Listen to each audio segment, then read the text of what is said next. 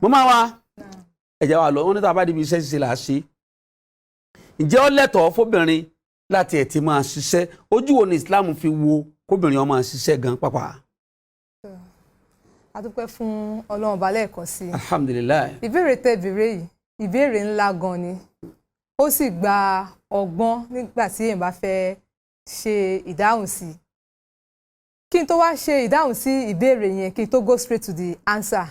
máa fẹ́ kí a wo àwọn factors kan àti conditions kan. condition yìí tí mo sọ nípa ẹ̀ yìí òun ni pé ṣé condition yìí iṣẹ́ ló bá lọ pé condition wo lobìnrin máa lè fi ṣe iṣẹ́ irú wo ló yẹ fún obìnrin láti ṣe wọn kóbìnrin tó lè sọ pé òun fẹ́ ṣiṣẹ́ ó gbọ́dọ̀ wò pé irú iṣẹ́ wo ló bá Islam ló bá ṣẹ̀ríà mu tí kò ní tako òfin Ọlọ́run àkọ́kọ́ nìyẹn ẹ̀kejì ni pé ṣé iṣẹ́ yìí bá ìròrí àti ìrísí obìnrin yìí mu ẹlẹ́ẹ̀kẹta ni pé irú obìnrin yẹn ó gbọ́dọ̀ wo iṣẹ́ yìí pé ṣé iṣẹ́ yìí ò ní jẹ́ threat fún mi àbí kò ní kó fìtínọ́tì bá mi kò ní kó bá ìṣe àbí ẹ̀sìn tí òun gbé dání bí irú àwọn iléeṣẹ́ kan tó wà pé obìnrin ò gbọ́dọ̀ ṣiṣẹ́ níbẹ̀ bí irú iléeṣẹ́ ọtí pé à ń ta gan obìnrin ò gbọ́dọ̀ ṣe irú iṣẹ́ bẹ́ẹ̀ à ń lọ ṣiṣẹ́ ní bar tó bá ti wá mì ti condition ó tún wá kù condition kan wípé ǹjẹ́ ọkọ ẹ̀ máa gbà tí àwọn condition yìí bá ti dúró tí ọkọ gbà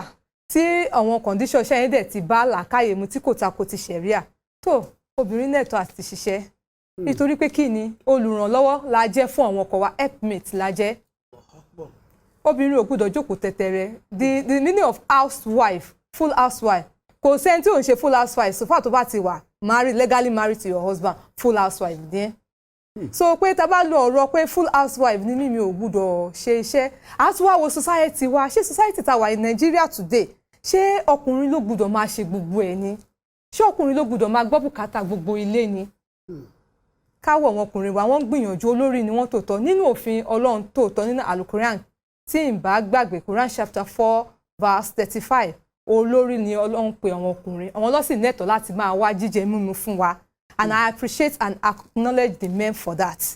but ní Nàìjíríà tá wà yìí àti situation tá bára wa ní Nàìjíríà obìnrin ò ní láti jókòó tẹ́tẹ́rẹ́ nínú ilé gan àṣẹ tó bá ní full housewife nínú ilé o lè gbélé pawó kì í ṣe bí taṣẹ́ wò o lè wà nínú ilé kò dẹ̀ máa ṣiṣẹ́ kò sì máa hẹ́n owó ẹ̀ láti fi help lé láti fi dá sí ọ̀rọ̀ àwọn ọmọ gan nínú ilé kì í ṣe pọ́kùnrin nìkan là ń help by doing work láti máa ṣiṣẹ́ àwọn obìnrin à ń help ara wa a dẹ̀ tún help àwọn ọmọ wa. mo tún wá sọ̀rọ̀ nípa factors pé tá a bá wọ̀ wọ́n factors gan tá a bá gbé sí ròrí a mọ̀ pé ó yẹ kí obìnrin máa ṣiṣẹ́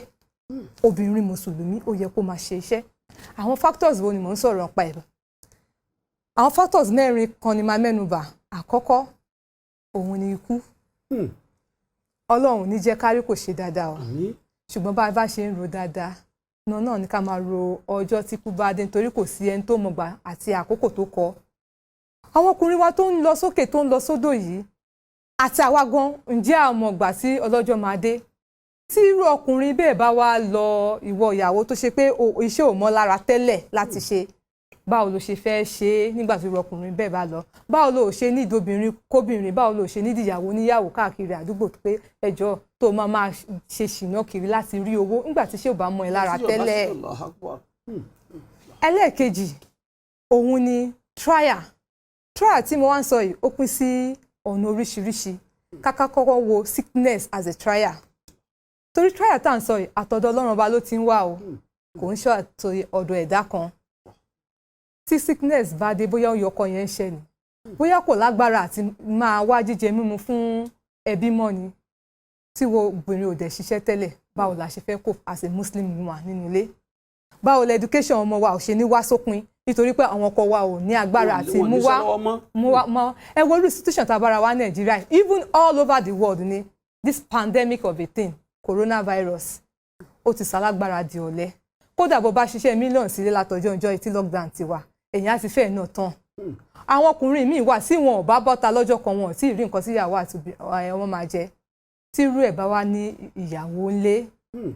látọjọ́ tó ti ní ká jókòó ńlé tí kò bọ́ta tí kò ṣiṣẹ́ ìtọ́dẹ̀ tipa tó ti tán báwo la ṣe fẹ́ gbégbé àlàáfíà tí òfin ní dariwo tí òfin ní dasàn nínú ilé tóbìnrin bá ń ṣiṣẹ́ á lè help in this kind of situation wọ́n á lè jọ máa manage. Ẹlẹ́ẹ̀kẹta nínú trial tí mò ń sọ òun ni pé tí wọ́n bá ṣàkèyàn lójijì wọ́n ṣàkọ́kọ́ báwo ló ṣe fẹ́ ṣe àsobìnrin tá a bá gbé àwọn nǹkan ìṣirò rẹ̀ èèyàn á mọ̀ pé bọ́kọ mi gan bá ní kí n jókòó máa bẹ́ẹ̀ ni máa jẹ́ kó reason pẹ̀lú mi pé ó nẹ̀tọ̀ kí n ṣiṣẹ́ kì í ṣe nítorí ìgbéraga kì í ṣe nítorí nǹkan kan kì í ṣe nítorí pé mo fẹ́ máa gàba lé ẹ lórí bí kò ṣe pé mo fẹ́ jẹ́ helpmate tọ́lọ́ ń pè àwọn obìnrin fẹ́yìn ọkùnrin ni mo fẹ́ jẹ́. Ẹlẹ́ẹ̀kẹta ni pé tá a bá wà divorce nǹkan àìmọye divorce níta ká má parọ́ tanra wa ó ń ṣẹlẹ̀ kọ́lọ́n bá wa dílé wa mú ká gbọ́ngàn fúnra wa obìnrin ká dẹ̀ dílé wa mú náà ni tọkọ bá kọ ẹ̀ sílẹ̀ tàbí tó bá kọ obìnrin mi kọ̀kọ̀ òun ló kọ́kọ́ ó dẹ̀ níṣẹ́ lọ́wọ́ báwo ló ṣe fẹ́ cope báwo ló ṣe fẹ́ ṣe torí náà tá a bá gbọ́ wọn nǹkan báyìí sí rórì even your own family ṣé gbogbo bùkátà family ẹ ló fẹ́ máa gbé sọ́kọ lọ́rùn ní gbogbo ìgbà ni a lè parọ́ tanra wa gbogbo wa kọ́ ni equal our fingers are not equal kì í ṣe gbogbo ala máa fẹ́ Ọ̀tẹ́dọ́lá kì í ṣe gbogbo ala máa fẹ́ Dangote ẹlòmíì average earner ni báwo la ṣe fẹ́ live comfortably pẹ̀lú nǹkan tó kàn hẹ́n láì ṣe pé àwa náà a dá sí nínú ilé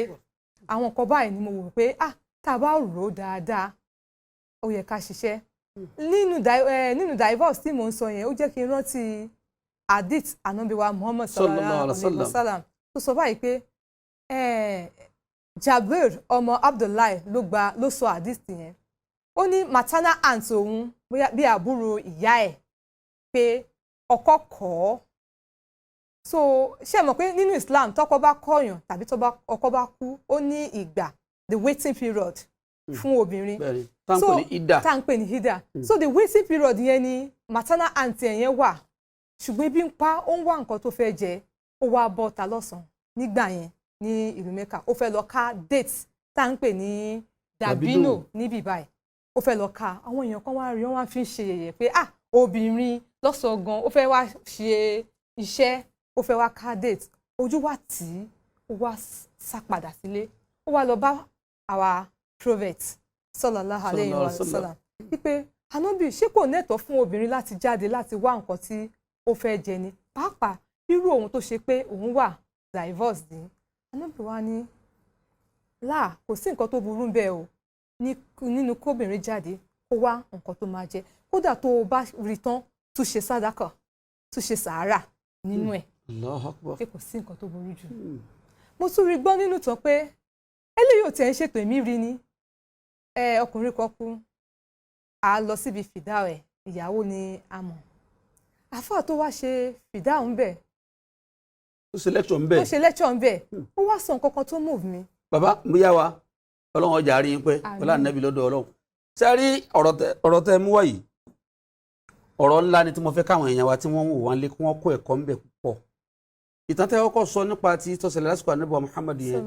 ìtàn ńlá ni tó yẹ káwọn obìnrin ọkẹ́kọ̀ọ́ ńbẹ̀ púpọ̀ ìtẹ́ wá fẹ́ mẹ́nu lé ìtọ́jẹ́ pé ìtẹ́yìn náà gan rí mo fẹ́ káwọn èèyàn farabalẹ̀ gbọ́ dáadáa nítorí pé ìyá wa tí à ń gbà lálejò lónìí tẹ́yìn ọba mọ̀ wọ́n àwọn ni ìyá wa Alhaja wa Shukuratullahi Kamil Garu wọ́n jẹ́ kan pàtàkì nínú àwọn tí Ọlọ́run fi iṣẹ́ ká bá obìnrin sọ̀rọ̀ ká tún ilé ṣe tọ́lọ́run fi rán bí ilé bá fẹ́ dàrú bí wọ́n bá pẹ̀rú wọn sí wàhálà ilé náà sì yọ lálàáfíà wọ́n fi experience rírí wọn wọ́n fi báyàn sọ̀rọ̀ àwọn táwọn náà ti rí wọn fi báyàn sọ̀rọ̀ nílé ó sì fi tò. yẹn gan lọ́wọ́ ajẹ́ ká gbé wọn wá sí orí ètò lénìí láti bá wa sọ̀rọ̀ kí wọ́n lè bá gbogbo àwọn obìnrin wa sọ̀rọ̀ tó rọ̀pọ̀lọpọ̀ ilé ni a rí wípé ọ̀pọ̀lọpọ̀ wàhálà ló máa ń ṣẹlẹ̀ lọ́pọ̀lọpọ̀ ilé pàtàkì jù tó bá ti dọ̀rọ̀ pé ṣiṣẹ́ ń wo ṣiṣẹ́ àìmọye ilé ló ti dàrú pa pé ìyàwó lòun fẹ́ ṣiṣẹ́ ọkọ ọgbà ẹ̀yin ọkọ tẹ́ gbà fáwọn ìyàwó yín kàn ṣiṣẹ́ ẹ dákun ẹ wò wọ́n ṣe láàánú torí òní kọ́ torí ọ̀la ni àwọn experience kan tẹ̀ ń bẹ àwọn ìrírí kan tẹ̀ ń bẹ tó ṣẹlẹ̀ báyìí tẹ́mi náà sọ nígbà tá a bá dé látòkè lọ́hùn ìyàwó ọmọ yẹn ju gbogbo ibi tí ọ̀rọ̀ bá kù sí èmi náà wà á fàdílé ẹ dákun ẹ jẹ́ ká lọ sókè lọ́hùn náà gbogbo ẹni tẹ́ ń wọ́n lé Ramadan Kareem lè tẹ́ ń gbádùn ẹ̀sìn ẹ̀kú kalẹ̀.